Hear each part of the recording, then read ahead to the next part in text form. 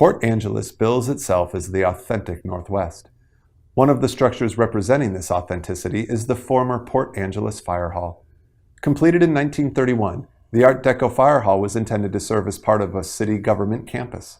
In the 1920s, we had a very proactive city council, and they wanted to have a whole new city structure here. This building was to be the fire department, and then there was to be a building facing the street that was City Hall, and then there was another building that was the police department. But Depression-era budgets squashed that plan, leaving the fire hall to multitask as the city council chambers and the city jail. So this became where we're standing. This was the fire department. Upstairs was the city council chambers, and around back was the police department. Everyone came here. You came here to pay your light bill. You came here to a city council meeting. If Uncle Joe drank too much on Saturday night, he went around back. I mean, everyone came here, and this was the pride of Port Angeles. The fire department is steeped in history. We are very proud of our history. It's a large part of how we operate, from generation to generation, guys teaching the younger guys and including history in it. So seeing a building like this, you know, and the history that it has within its walls is cool for us. Although the fire department relocated to a larger facility by the early 1950s, the building retained its utility, later serving as the city's first YMCA, the city sanitation department, a senior center, and, until closing in the mid-2000s, a cafe. I would like to see it be a union hall for the fire department, pizzeria and bar. You know, I would love to see something like that. I'd like to see maybe some sort of a community gathering spot, something that draws people to it, but also takes advantage of the historic district. It's on the main street of our community. What more could you want?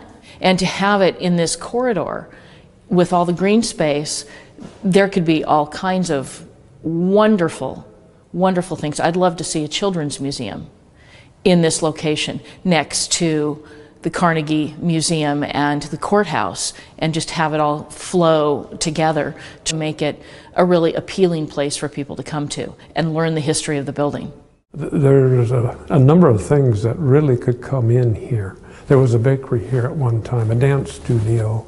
You want something in here that's going to draw the public to this area. I think the great hope was that if somebody would buy it with the liking of the city to have offices. This would be really a good area for a group of lawyers to come in because they're right next door to the courthouse. Whatever we do, it has to maintain this historic ambiance. Challenges do exist for reuse of the fire hall. The cost for shell and core upgrades are over $1 million alone.